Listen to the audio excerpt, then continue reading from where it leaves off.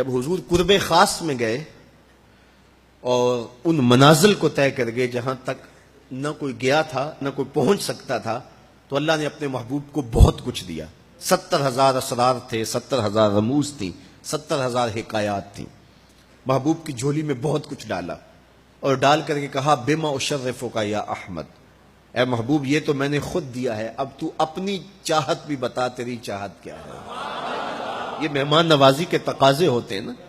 کہ سب کچھ پیش کرنے کے بعد بھی میزبان کہتا ہے کوئی اور، آپ کی کوئی پسند، تو یہ میزبانی کے تقاضے ہوتے ہیں۔ تو سب کچھ دینے کے باوجود جھولی میں ہر چیز ڈال دینے کے بعد کہا بما اشرفک یا احمد، پیارے بتائیے آپ کو کیا دیا جائے۔ اب پھر حضور کی ڈیمانڈ دیکھیے، حضور نے مانگا کیا۔ کسی شخص کو دیکھنا ہو کہ وہ کہاں کھڑا ہے، اس کو آپ اختیار دے دیجئے گا، پھر پتہ چل جائے گا وہ کتنے پانی میں ہے۔ آپ مجھ سے پوچھتے ہیں کہ مانگیے کیا مانگتے ہو، تو میں کہوں مجھے پانی دو تو آپ سمجھیں گے پیاسا ہے، میں کہوں کھانا دو آپ سمجھیں گے بھوکا ہے،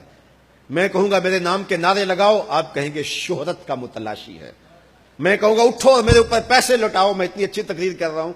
تو آپ کہیں گے یہ تو بیچارہ غربت کا مارا ہوا ہے، اس کے اندر کی ابھی بھوک گئی نہیں ہے۔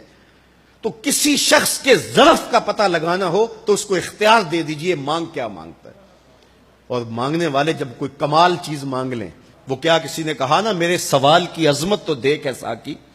میرے سوال کی عظمت تو دیکھ ہے ساقی، جام نہ دے حسن طلب کی داد تو دے۔ تو کسی کے سوال سے اس کا ظرف کھلتا ہے کہ وہ کہاں کھڑا ہے۔ اب حضور کو اختیار دیا جاتا ہے محبوب مانگیے کیا مانگتے، مال و زر مانگا، دولت مانگی، یہ تو قدموں میں رلتے تھے حضور آنکھ اٹھا کے نہیں دیکھتے تھے،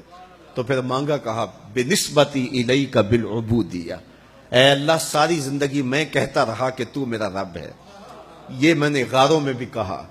یہ میں نے پہاڑوں پہ بھی کہا، طائف کے بازاروں میں بھی کہا، مکے کی گلیوں میں بھی کہا، برستے پتھروں کے سائے میں بھی کہا، میرے سر انور پہ اوجری ڈالی جاتی رہی، میں نے سر نہیں اٹھایا اور کہا کہ تو میرا رب ہے، ساری زندگی میں نے کہا کہ تو میرا رب ہے، آج تو بھی تو کہہ دے کہ تو میرا بندہ ہے،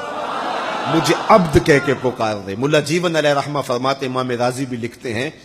کہ یہ حضور کا پسند فرمودہ ہے، تو پھر اللہ نے جب بھی واقعہ معراج کی حکایت کی تو لفظ عبد سے جو ہے وہ بات کی، سبحان الذی اسری بعبدہ، اور وہاں بھی سورہ نجم کے اندر بھی فرمایا فاوحی الی عبدہ ما اوحی، تو یہ محبوب کی چاہت پر ہے۔ اور پھر عبدیت کا بندے کی طرف سے جو اظہار ہوگا اس کے لیے پھر 50 نمازوں کا تحفہ دے دیا کہ میرے بندے تو پکارتا رہے اور مجھے رب کہہ کے پکارتا رہا، میں تجھے لبیک یا عبدی کہہ کے پکارتا رہا۔